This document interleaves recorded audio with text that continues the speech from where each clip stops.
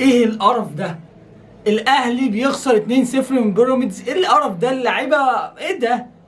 اللعيبه نايمه والمدرب مش عارف يفكر، بيعمل حاجات غلط ويصلح بالغلط وينزل ناس غلط، كل حاجه غلط في غلط. اول اسوأ بدايه اشوفها النادي الاهلي في الدوري، اسوأ بدايه، مفيش كده تقريبا عبر التاريخ تقريبا. ده الجماهير بتنادي في المدرجات تقول لك ارحل يا ربيرو، امشي خلاص مش عايزينك. وانا توقعني بعد الماتش ده خلاص بيرو لازم يمشي. لو الكابتن محمود الخطيب ما مشي بيرو، بس الصراحه هو مش شايف بقى زي ما الناس كلها شايفه كده الدنيا عليه.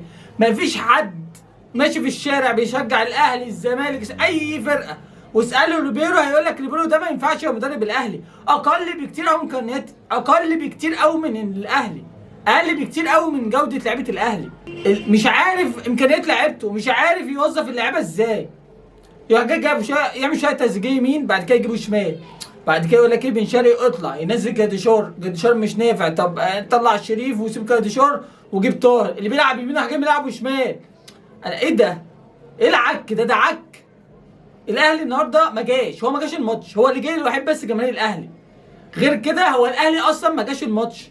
يعني كان ايه ده؟ ولا الاهلي جه ولا المدرب جه ريبيرو ولا اللعيبه جت. مفيش النهارده لاعب واحد كويس خالص.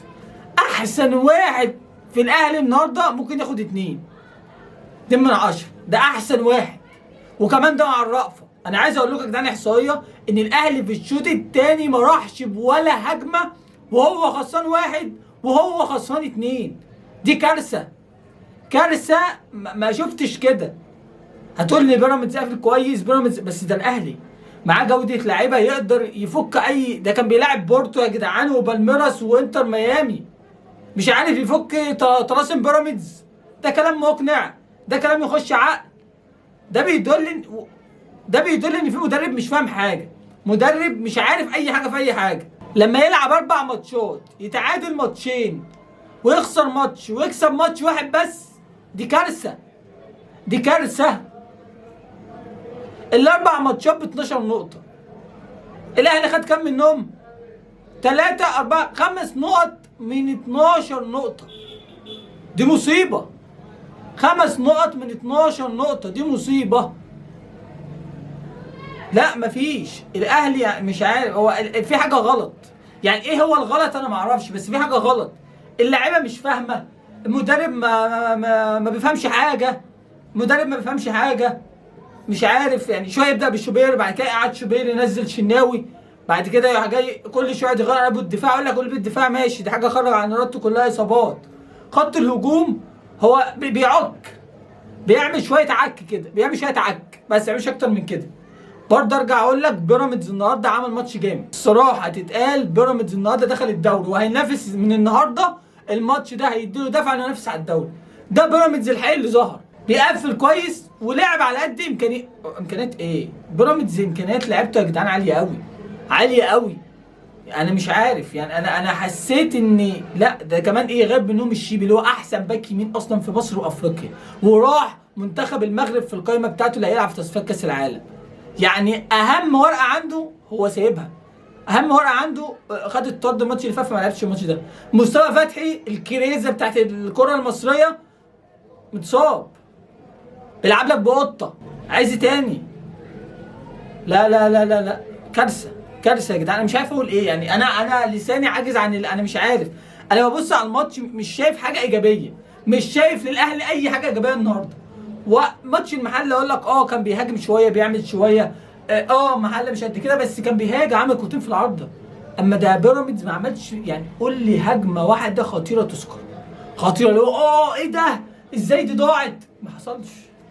كل الكور في ده احمد الشناوي اللي هي جت، وطبعا الشوط الثاني اصلا ما جاش، يعني الاهلي ما جاش. واحب احيي جمهور الاهلي ان هو عمال يشجع فرقته لغايه اخر دقيقه بصراحه. واكتر مشهد ضايقني المشهد الاخير لما الجماهير خلاص في الدقيقه 90 كان لسه ناقص 5 دقائق وقت بدأ ضايع، الجماهير بتمشي، الجماهير خلاص فاقده الامل، اللعيبه نفسها جوه ارض الملعب فاقده الامل، اللعيبه نفسها بتبص يعني بعد الجون الثاني بالظبط اللي هي كان لسه ناقص في الجون الثاني جاي في حاجه و60. لا اللعيبه خلاص وزيت وشها في الارض كده، خلاص الموضوع انتهى بالنسبه لهم، الموضوع انتهى، انتهى تماما. يعني من اسوأ الماتشات اللي شفتها للاهلي. على مدار فتره كبيره جدا جدا جدا. الماتش ده لازم يبقى فيه وقفه، المدرب بقى يمشي، اللاعيبه تاخد دش سخن، يعني يعملوا حاجه كده الدنيا تتعك، يعني الدنيا تتظبط، عشان العك كده مش نافع. ما هتعمل في افريقيا في الدوري مش عارف تعمل حاجه، ما هتعمل في افريقيا هتعمل ايه قصاد سان داونز بقى والترجي والوداد ايه هتعمل ايه؟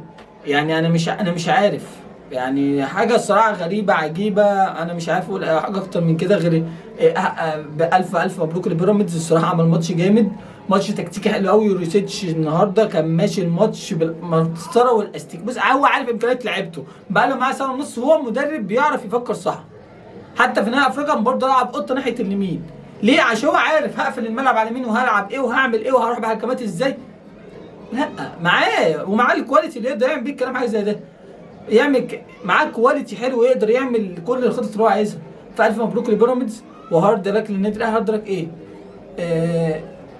هزيمه مستحقه للنادي الاهلي النهارده. انا مش عارف الدوري عليه، الدوري لسه في الملعب، بس امل الاهلي بيضعف مره ماتش عن ماتش. طبعا في توقف دوري منتخب مصر، وهنشوف الاهلي بعد كده هيعمل ايه. هل انت شايف ان بعد انا عايزك بس تكتبي تحت في الكومنت اسوأ لاعب النهارده بالنسبه لك مين؟ النهارده احسن لاعب بالنسبه لك في الاهلي. يعني شوف، انا من كتر ما هم كلهم وحشين، احسن واحد النهارده عجبك في الاهلي اكتب لي اسمه في الكومنتات، مش عايز اكتر من كده. مش هتلاقي احسن لاعب النهارده، مش هتلاقي. كلهم ضايعين، نايمين، صاحيين، فايقين، بايظين، كل حاجه غلط، كل حاجه غلط. اكتبي تحت في الكومنت مين احسن واحد بالنسبه لك النهارده في الاهلي اذا وجد. وهل انت مع اقاله تريبيري ولا شايف ان هو لسه في امل فيه ان هو ممكن حاجه في المستقبل؟ اكتب تحت في الكومنت.